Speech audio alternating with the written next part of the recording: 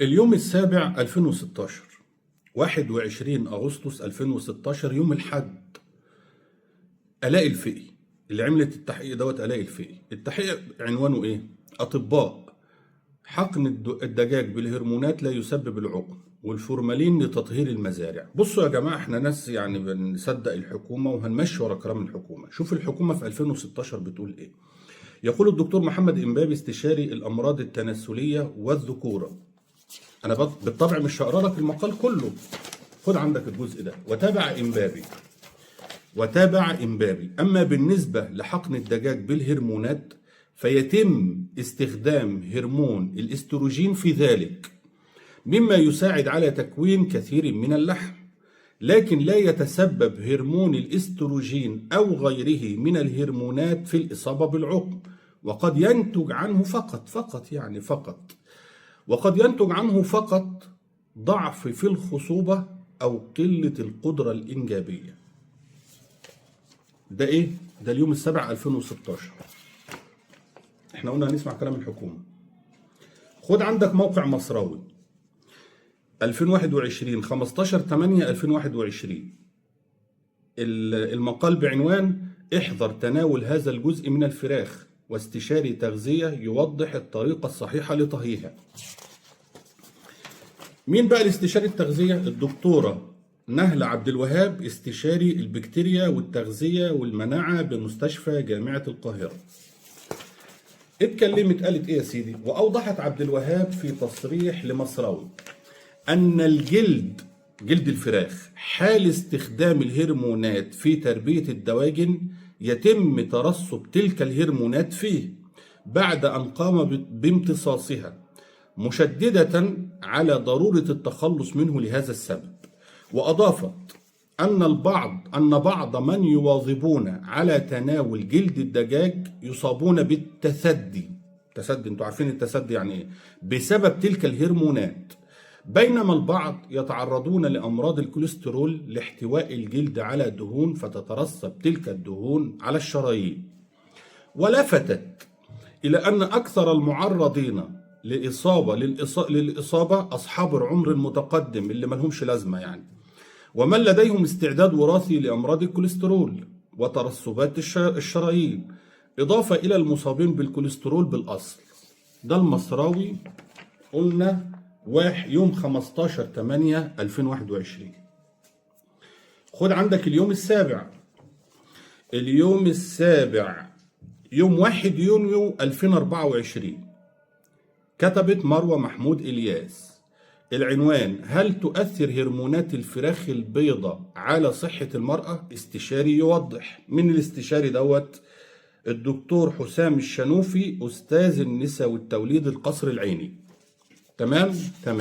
هو قال لك في المقال، قال لك ان الهرمونات يعني مفيش خوف من الهرمونات اللي بتتحط للفراخ يا جماعة، لان احنا لما بيتم طهي الفراخ الهرمونات بتذوب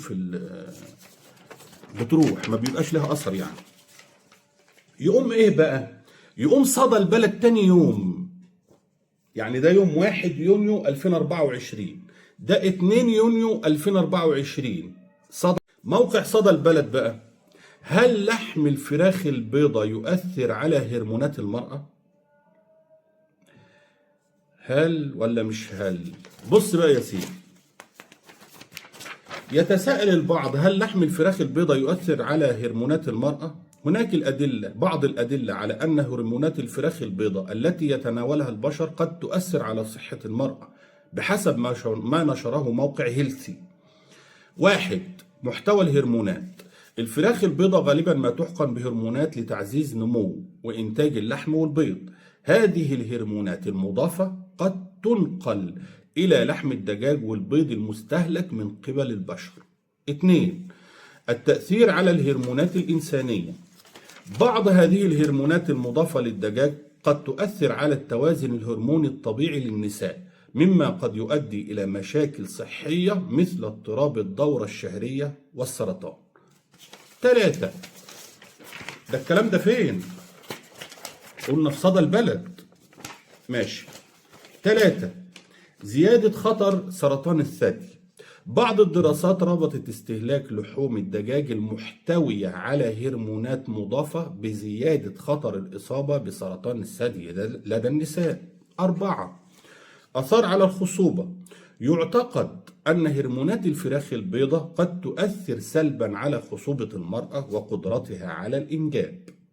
لذلك ينصح الأطباء النساء بالحد من استهلاك لحوم الدجاج والبيض المنتجة بشكل صناعي، وتفضيل المصادر العضوية أو المحلية التي لا تستخدم هرمونات إضافية. كما يجب على النساء مناقشة هذه المخاوف مع أطبائهن.